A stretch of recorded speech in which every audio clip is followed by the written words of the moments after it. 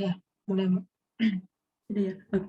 Selamat pagi Bapak Sunardi dan teman-teman. Kami dari kelompok 5 yang terdiri dari saya, Rika Yuliani, Cici Damayanti Munte, Astri Restari, dan Zulfikri akan mempresentasikan tugas kelompok kami dengan aplikasi Ayo Kerja. Next, Mbak. Oke.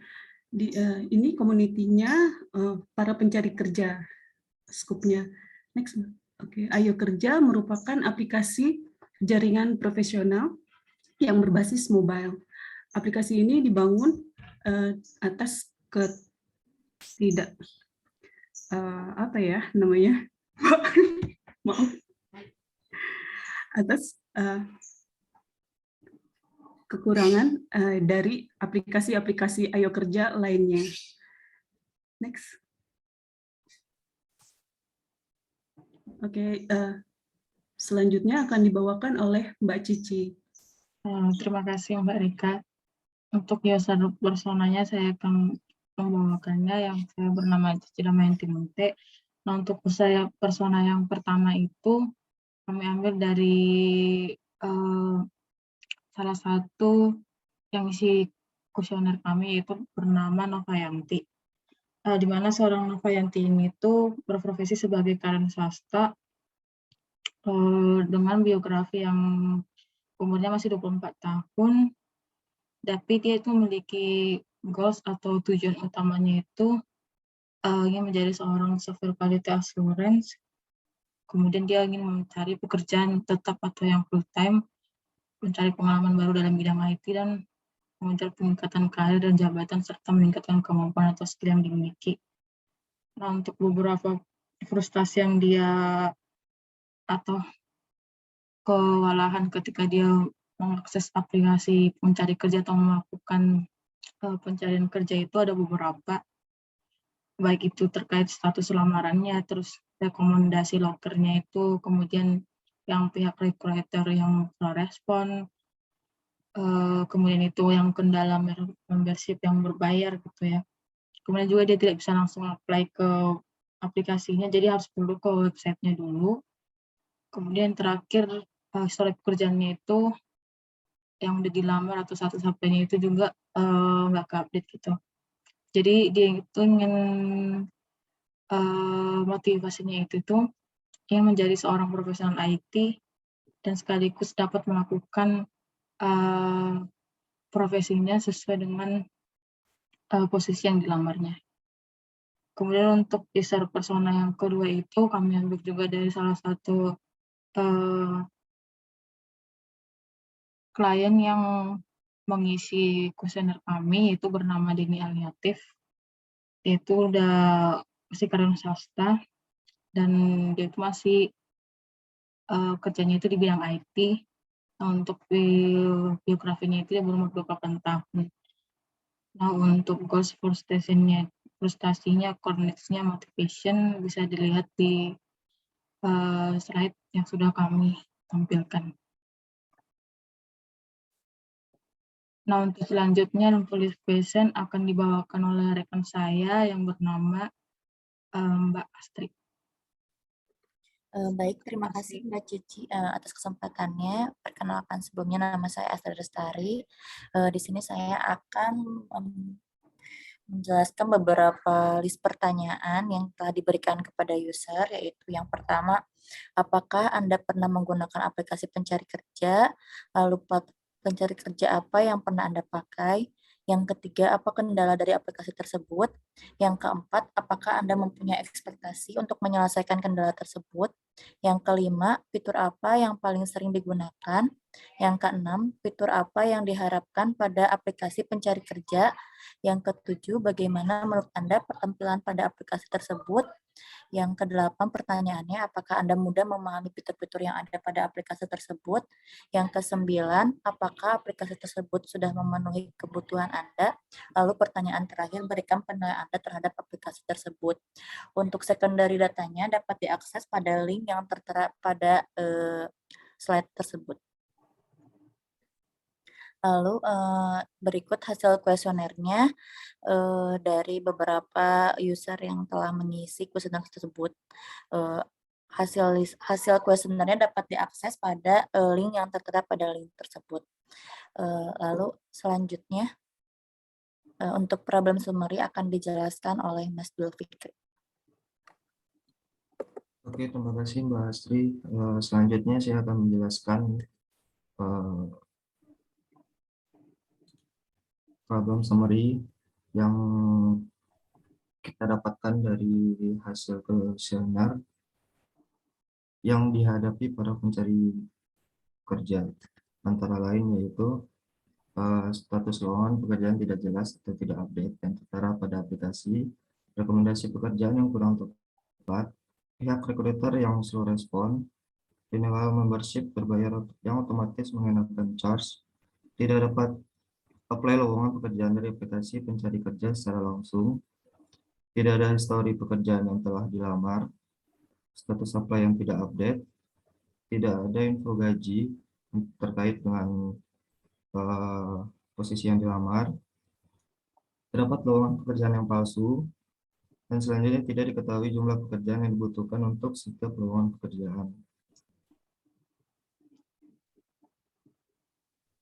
Dari hasil masalah-masalah yang dihadapi oleh pencari kerja tersebut, kami menawarkan fitur-fitur yang atau menawarkan solusi untuk para pencari kerja, di antara lainnya yaitu lowongan pekerjaan yang update yang kami tawarkan di aplikasi Ayo Kerja, tracking status lamaran pekerjaan, histori pekerjaan yang telah dilamar, dan selanjutnya chat group antara pelamar kerja dengan pihak perusahaan.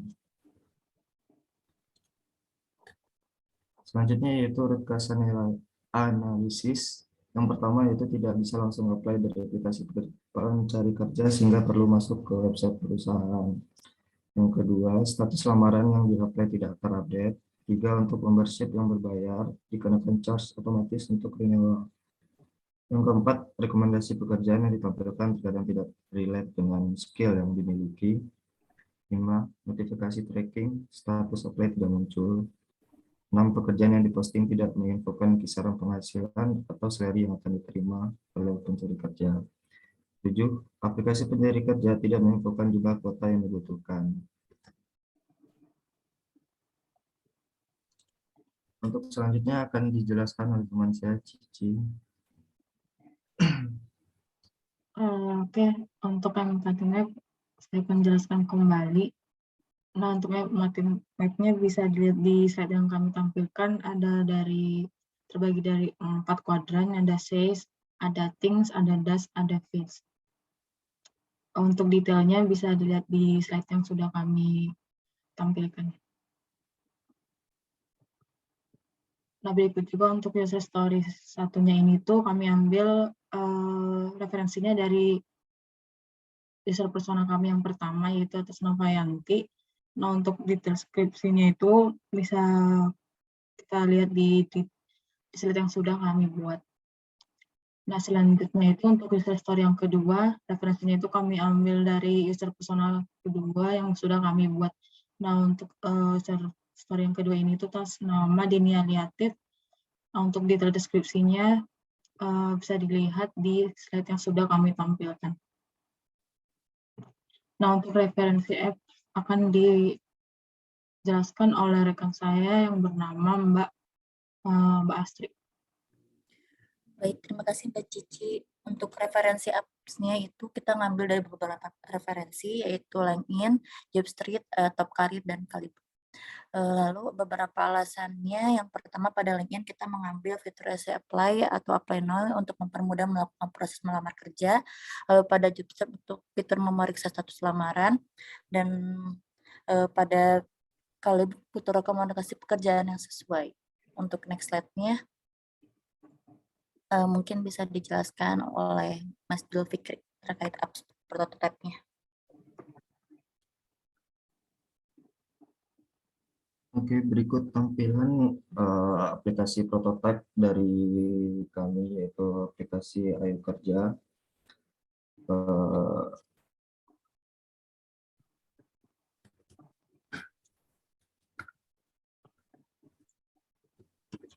akan menawarkan fitur-fitur yang telah dijelaskan di slide sebelumnya tadi, di presentasi sebelumnya tadi. Dan aplikasi prototipe ini bisa diakses di link yang kami cantumkan di bawah untuk detail dari aplikasi tersebut. Next. Usability testing merupakan metode yang digunakan untuk mengevaluasi user experience dengan cara memberi task kepada pengguna baru atau user dan mengisi completion rate berdasarkan hasil feedback form. Next. Berikut adalah tampilan task for new user yang kami bikin. Yang pertama yaitu user akan mengakses halaman utama pada aplikasi dan diminta untuk melakukan sign in. Menggunakan di sini kami memberikan beberapa opsi. Yang pertama itu login menggunakan akun Apple Kerja, yang kedua menggunakan Google, dan ketiga yaitu menggunakan Apple ID. Dan setelah user melakukan login akan didirect ke halaman utama. Dan pada halaman utama itu lebih menampilkan sosial media, arahnya lebih ke sosial media, yaitu updatean-updatean dari connecting pada aplikasi tersebut. Next. Selanjutnya yaitu user mengakses halaman message. Di halaman message ini terdapat dua halaman, yaitu personal dan grup. Halaman personal ini akan menampilkan pesan-pesan yang akan dikirimkan oleh perusahaan-perusahaan terkait kepada si pencari kerja terkait informasi yang akan diberikan oleh perusahaan kepada pelamar kerja. Dan selanjutnya itu di halaman grup itu lebih ke informasi yang diberikan kepada pelamar kerja yang diberikan oleh si pihak perusahaan terkait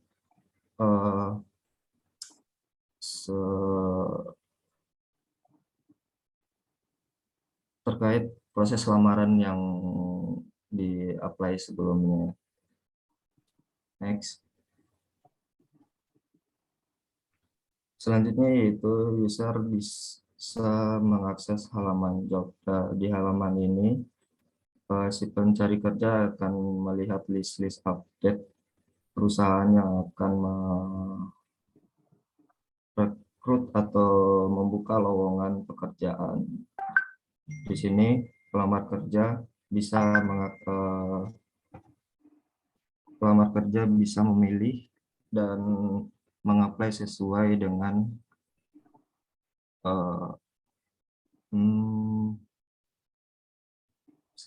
pendidikan atau yang diinginkan. Dan di halaman status, pelamar kerja akan melihat apakah lamaran tersebut sudah diproses sampai mana, CV submit atau HRD sudah mereview, dan di situ akan kelihatan jelas statusnya bagaimana si status lamaran yang di-apply oleh pelamar kerja. Next. Usability testing akan dijelaskan oleh teman saya Cici. Lanjut Mbak Cici. Terima kasih Mas Fikri. Untuk usability testingnya ini berikut hasilnya. Dari untuk user Novayanti ini ada yang ditambah itu rekomendasi pekerjaan yang sesuai, dikurangi itu nggak ada, yang disukai itu fitur history dan status pekerjaan yang udah dilamar, tidak disukai itu tidak ada. Nah, untuk user yang kedua itu Deni Aliatif, yang ditambah itu informasi gaji, dikuranginya itu nggak ada. Nah, yang disukai itu fitur grow message-nya, fitur apply, dan save job-nya. Yang tidak disukai itu tidak ada. Nah, untuk hasil summary-nya itu bisa dilihat dari slide yang udah kami tampilkan. Untuk sign in-nya dari Novayanti ada skornya 3, untuk message-nya skornya 3, jobs-nya skornya 3. Nah, untuk Deni Aliatif di bagian message-nya itu untuk mengirim pesan pada grup X-nya itu skornya dikasih 2. Nah, prototipe Ayo Kerja apps ini tuh mulai digunakan. Yang kedua, fitur jobs menjadi fitur favorit. Yang ketiga, user membutuhkan fitur tambahan seperti rekomendasi pekerjaan yang sesuai dan informasi gaji. Nah, untuk hasil presentasi kami, sekian Bapak Sunardi dari grup 5 atas mewakili teman-teman saya. Kami mengucapkan terima kasih.